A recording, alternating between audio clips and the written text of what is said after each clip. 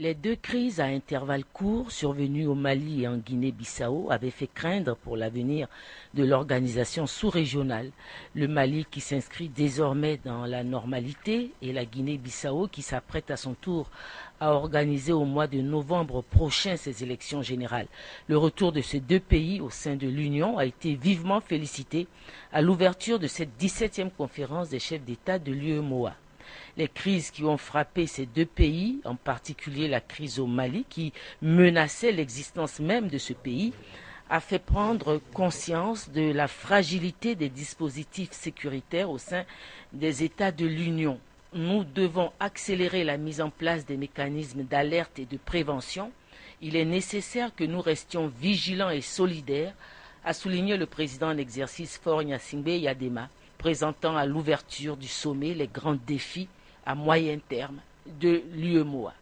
Le président Macky Sall a d'ailleurs été chargé d'un chantier de haut niveau sur la paix et la sécurité au sein de l'Union. Outre le volet sécuritaire, il y a aussi la sécurité alimentaire. Quels mécanismes mettre en place pour résoudre les crises alimentaires et les prévenir? Ce chantier est déjà confié au président Mahamadou Issoufou. Un autre grand axe, le développement du secteur de l'énergie. D'objectifs à atteindre d'ici l'horizon 2030, faire accéder l'ensemble des citoyens de l'UEMOA à une énergie à bon prix. La stratégie préconisée à cet effet est de créer un marché régional de l'électricité pour la vente et l'achat de l'électricité à un prix compétitif. Un autre grand défi est l'accès de toutes les populations de l'Union à l'eau potable.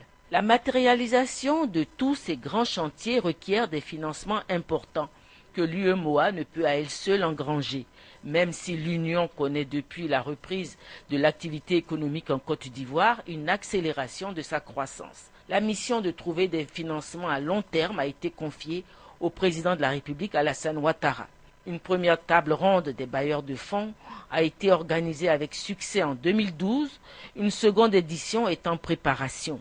Le chemin de l'intégration est long, mais l'UEMOA apparaît déterminé à sauvegarder son unité. Les 8 chefs d'État de l'Union étaient tous présents à ces assises.